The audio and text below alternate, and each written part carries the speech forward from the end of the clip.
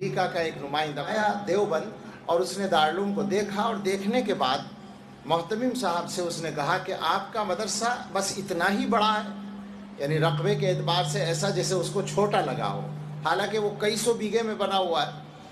تو انہوں نے فرمایا کہ ہاں یہی ہے جو آپ نے دیکھا ہے، ایسا کیوں آپ پوچھتے ہیں؟ اس نے کہا میں تو یہ تصور لے کر آیا تھا کہ دارالعلوم دیوبند اتنا بڑا ہوگا کہ دلی بھی اس کے کونے میں آ جائے۔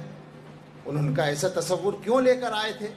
تو اس نے کہا کہ میں وزارت خارجہ کے خفیہ محکمے کا افسر ہوں، اور میری جو ڈیوٹی ہے وہ مسلمانوں کی دینی سرگرمیوں کی تحقیق ہے اور اس کی رپورٹ مرتب کرنا ہے۔ میں ساری دنیا میں جہاں بھی مسلمان رہتے ہیں اور کچھ کام دین کا کرتے ہیں وہاں جاتا ہوں۔